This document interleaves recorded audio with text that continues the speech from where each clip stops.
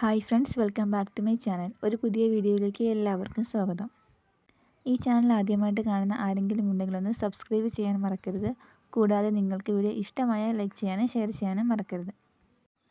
ഇന്നത്തെ വീഡിയോ നല്ല നാടൻ രീതിയിലുള്ള അച്ചിങ്ങ മെഴുക്ക് പുരട്ടിയാണ്. നമുക്ക് ചോറിൻ്റെ കൂടെയും അതുപോലെ തന്നെ കഞ്ഞിയുടെ കൂടെയും എല്ലാം കഴിക്കാൻ പറ്റുന്ന ഒരു അടിപൊളി ഡിഷാണിത്. ഞാനിവിടെ ഏകദേശം ഒരു 1/4 കിലോയോളം അച്ചിങ്ങ പയർ എടുത്തിട്ടുണ്ട്. നമ്മളിത് അരിയുമ്പോഴത്തേക്കും ആദ്യം ഒന്ന് നെടുകെ മുറിച്ചിട്ട് വേണം ചെറുതായിട്ട് അരിയാനായിട്ട്. അങ്ങനെയാണ് നമ്മൾ മെഴുക്ക് പുരട്ടിക്ക് നല്ലത്.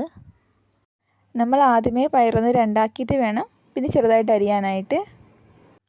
ഞാനിവിടെ പയറെല്ലാം അരിഞ്ഞെടുത്തിട്ടുണ്ട്. നമുക്കിനി ഒരു ചട്ടിയിലൊരു 4 ടേബിൾ സ്പൂണോളം എണ്ണ ഒഴിച്ച് ചൂടാക്കി എടുക്കാം. എണ്ണ നന്നായിട്ട് ചൂടായി വരുമ്പോഴത്തേക്കും നമുക്ക് ഒരു പച്ചമുളക് കീറിയതും കുറച്ച് കറിവേപ്പിലയും കൂടെ ചേർത്ത് കൊടുക്കണം.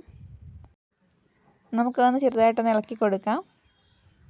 പിന്നെ വേണ്ടത് 15 ചുവന്നുള്ളിയാണ്. നമുക്ക് നന്നായിട്ടൊന്ന് ചെറുതാക്കി അരിഞ്ഞതിലേക്ക് ചേർത്ത് കൊടുക്കാം.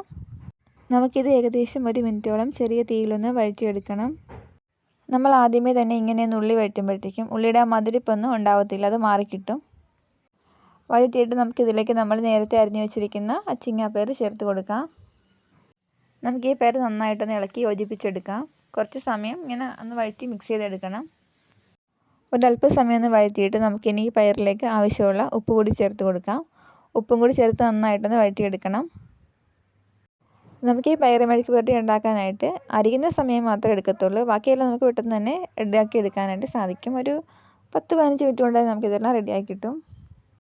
ഇനി നമ്മൾ പയർ മൂടി വെച്ച് വേവിക്കണം. അപ്പം നമ്മൾ കുറച്ച് സമയം ഇങ്ങനെ മൂടി വെച്ചിട്ട് ഒരല്പസമയം കഴിഞ്ഞിട്ട് തന്നെ നമ്മൾ തുറന്ന് നോക്കി ഇളക്കി കൊടുക്കണം. ഒരുപാട് സമയം നമ്മൾ ഗ്യാപ്പ് എടുക്കരുത്. അങ്ങനെ എടുത്താൽ ഇത് അടിയിൽ പിടിക്കാനുള്ള ചാൻസ് ഉണ്ട്. അപ്പം നമ്മൾ ഒന്ന് മൂടി വെക്കുക. ഒരല്പസമയം കഴിഞ്ഞ് വീണ്ടും ഒന്ന് ഇളക്കി കൊടുക്കുക. പിന്നെയും മൂടി വെച്ച് വേവിക്കണം. നമ്മളിങ്ങനെ പയർ മൂടി വെച്ച് വേവിക്കുന്ന സമയത്ത് നമ്മളിത് മൂടുന്ന അടപ്പില്ലേ, അതിനകത്ത് ഇങ്ങനെ കുറച്ച് വെള്ളം ഈ വേകുന്ന സമയത്ത് ഉണ്ടാകും. അപ്പം നമ്മൾ ഈ അടപ്പ് തുറക്കുന്ന സമയത്ത് ആ വെള്ളം നമ്മൾ ഈ പയറിലേക്ക് തന്നെ ഒന്ന് ഒഴിച്ച് കൊടുക്കണം. ഒരുപാടൊന്നും കാണത്തില്ല, കുറച്ച് വെള്ളമേ കാണത്തുള്ളൂ. ഒരു 3-4 തുള്ളിയൊക്കെ കാണത്തുള്ളായിരിക്കും. പക്ഷെ നമ്മൾ ആ വെള്ളം ഇതിലേക്ക് തന്നെ ഇടുമ്പോഴത്തേക്കും നന്നായിട്ട് വെന്ത് കിട്ടും. അങ്ങനെ നമ്മൾ സമയം ഇടവിട്ട് നമ്മുടെ ഈ അടപ്പ് തുറന്നിട്ട് നന്നായിട്ട് ഈ പയറൊന്ന് വേവിച്ചെടുക്കണം. അപ്പോൾ ഇടയ്ക്കൊന്ന് ഇളക്കി കൊടുക്കുക, വീണ്ടും അടച്ച് വെച്ച് വേവിക്കുക. അങ്ങനെ നമ്മൾ നന്നായിട്ട് വേകുന്നവരെ ചെയ്യണം. പിന്നെ നമ്മൾ ഈ പയർ അടുപ്പത്ത് വെച്ചിട്ട് വേറെ അങ്ങോട്ടും പോകരുത്, കാരണം ഇത് പെട്ടെന്ന് തന്നെ വെന്ത് കിട്ടും. അതുപോലെ തന്നെ പെട്ടെന്ന് തന്നെ കരിയാനും ചാൻസ് ഉണ്ട്. പയർ നന്നായിട്ട് വെന്ത് വന്നിട്ടുണ്ട്. നമുക്കിനി ഇതിലേക്കൊരു 2 ടീസ്പൂണോളം മുളക് പൊടി ചേർത്ത് കൊടുക്കാം.